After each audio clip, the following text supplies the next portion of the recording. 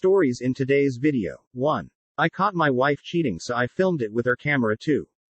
What is the strangest way you found out your significant other was cheating on you? I had graduated college already and my fiancée, Jen, was in her last year. I went to work for a firm about 3 hours away and we had decided to go ahead and set up a place for us. She would drive to me every weekend for that entire year, with me spending some vacation time with her as well. It seemed to be going great. The weekend of her graduation I drove to the college and I would stay in Jen's apartment.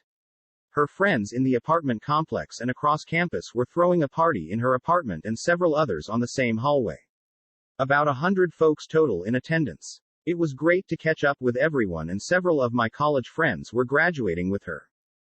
They attended the party too. One of my friends, Bill, came up to us and told me he had a brand new Stingray from his parents as a graduation gift.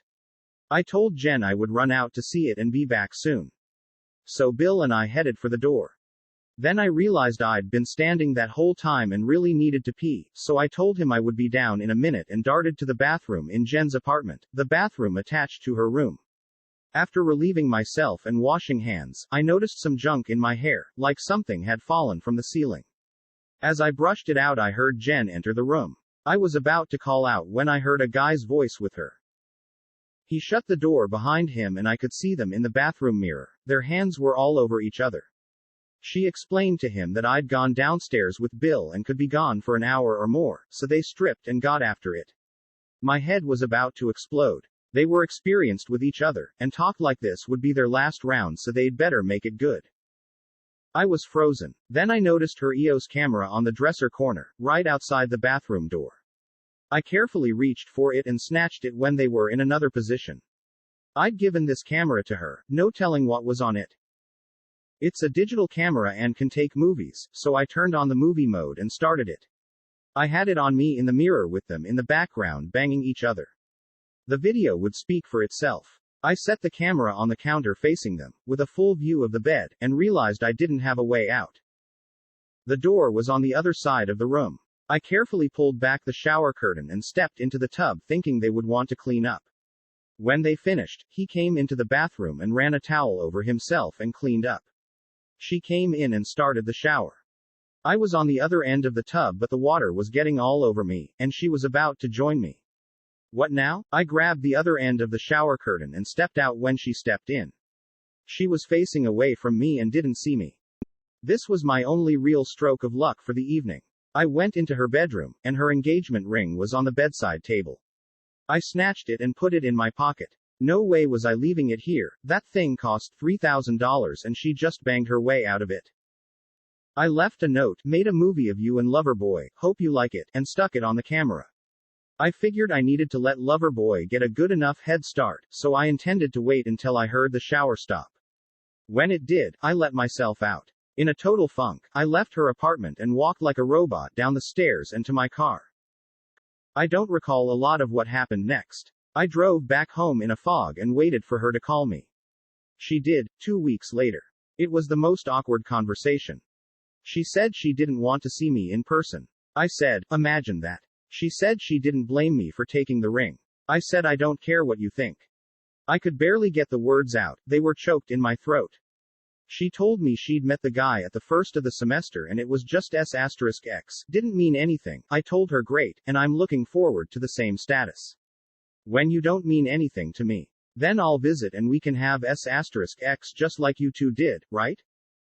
She hung up the phone. Hung up the phone. Hung up the phone. Hung up the phone. We had been married 17 years at the time and were good friends with another couple and had been for about 8 years when it all happened. She had suffered betrayal by her husband several years prior, but they worked through it and seemed to be doing okay until she started telling me she had a crush on a city cop in town. I told her she was playing with fire. She would tell me things he would text her 2001-2002, so texting was new and exciting then, in confidence, but then I would go home and tell my husband what she said and he would just say, "She's doing exactly what Kay, her husband, did to her."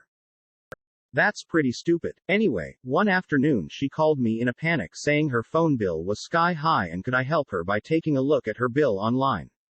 She wasn't very internet savvy, so I said okay, but you have to tell me your account username and p*s sword, which she did, and when her account opened and I saw over * 500 * text messages to and from my husband's phone number, I swear I could feel my blood begin to boil, then I went ice cold from my head to my toes.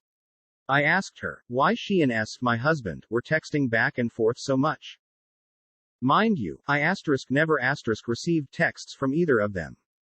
She audibly gasped when I told her I could see the dates and times they texted each other. She had no idea I would be able to see that when I opened up her account.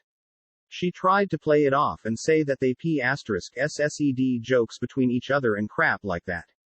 I was totally in denial because it was beyond my comprehension that these two people whom I trusted implicitly, would ever do anything to betray that trust.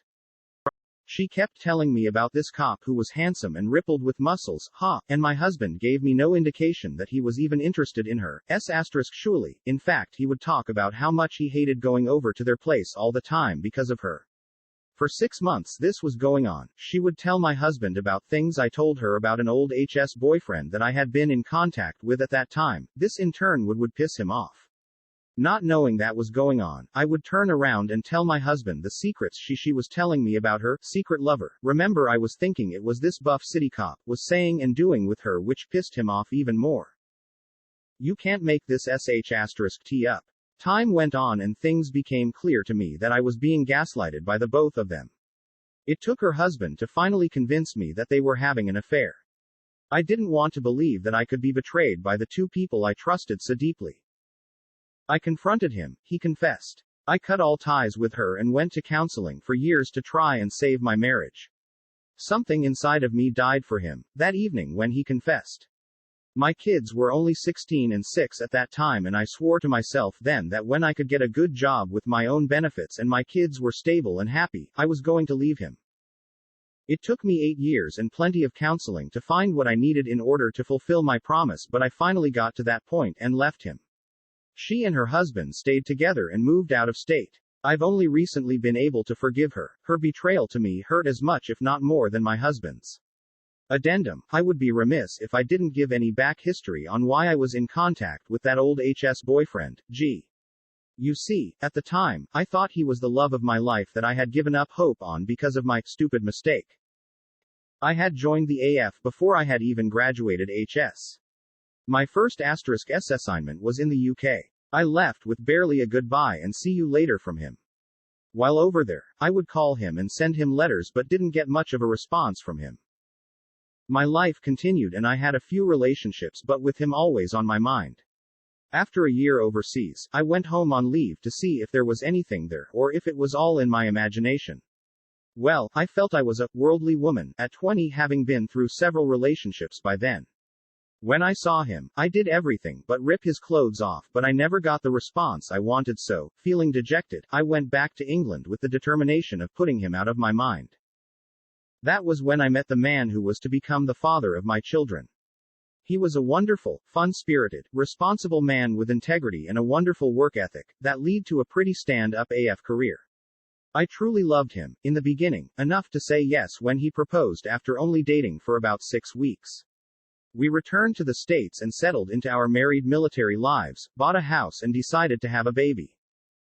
It was during my pregnancy with our first child that I heard through the grapevine that G had joined the AF also and was to be stationed in Texas. I decided to reach out to him to say, hey, and give him crap about being a lowly E2 compared to my E4. I knew how to work the system and found out where his next duty station was and called only to find out that he wasn't even there yet. He was due to arrive in a few weeks, so I left a message for him to call SGT's immediately upon arrival. It was the best prank I had ever pulled and was delighted when he did return my call. We laughed like we used to in those days of HS. We kept in touch over the next few years by sending birthday cards and a letter here and there to keep each other updated. I even shared this news with my husband, but it must not have made an impact because he swears up and down that I did not tell him. Anyway, fast forward a few years and I separated from the AF before my husband was sent to the Middle East during Desert Storm. He did 3 tours there before we were assigned to a base in New Mexico. We sold our little house, packed up and made the move to the high desert. It was while I was pregnant with my second child that I learned G was stationed at a base in Texas, about 100 miles from where we were. We emailed a few times, but that was about all until one weekend when my husband had to go TDY to SAW, TX. That's where G and I grew up, home base. My husband was there a few weeks and during that time, played a lot of golf. Did I mention that G also played golf? Yes, he did. When my husband came home, we were sitting at the dinner table eating, my mother sitting next to me. It was then that my husband asked, "Hey, do you know a guy named G?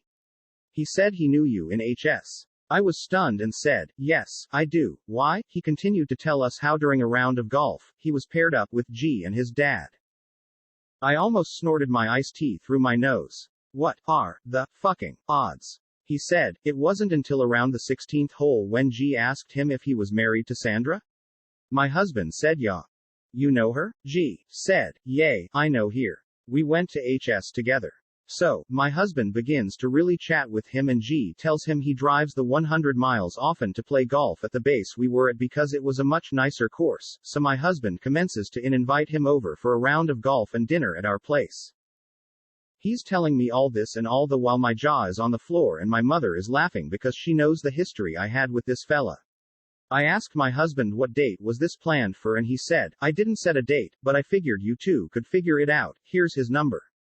I gave him ours also. SMFH. Later that evening while I was nursing my son, I got up the nerve to call him and it was like no time had ever *SSED between our old friendship. We laughed, shared family news and made plans for the following weekend. He told me that he knew right away that S was my husband as soon as he and his dad were paired up with him and his friend, but it took until the 16th hole until he got enough balls to ask if he was my husband. The week came and went and I got everything ready for a taco dinner while my husband went to play a round of golf. He came home a few hours later and said he waited but G never showed up. I was disappointed but then glad. G called me a few weeks after the no-show and told me that he had gotten dressed and then promptly asked himself what the hell was he doing. He knew I was happily married, why was he going? He decided not to and I think it was for the best. It was during the conversation that I told him how much I had loved him back in the day and how disappointed and sad I was when I came home on leave to a reception I was not expecting. I was 20 at the time when I went home to see him and had been in a few pretty involved relationships by then. It was during this profession of love that he told me he was still a virgin during that time I came home on leave. You see, when we were in HS, I lost my virginity to some yahoo I met at the lake. I did it because I thought that's what guys wanted, an experienced girl. I told him about it when it happened and he was heartbroken. I CKED it all up. It was my stupid mistake. Fast forward a few years, around 1999-2000, husband retired from the AF and we moved back to the previous base we were stationed at, and were best friends with this couple, yes, that couple. G and I were still talking to each other but it was never, ever in a **shul manner. That's one of the reasons I loved him so much. He was never disrespectful and we could share anything with each other. He was actually giving me advice on what I could do to better my marriage. I was heavy into journaling at this time and, well, I had too much trust in my spouse. He asked me one evening if I loved him, out of the blue. I said, "Of course I do, why are you asking me this?" He said my journal fell off the desk, and he read the pages where I said that G was probably the love of my life then. Yay, my journal just fell open to that page. What he neglected to read was how much I loved my husband, now, and wanted things to work out between us. So, this is pretty much the segue into how my, now, ex-husband's affair with my other best friend started.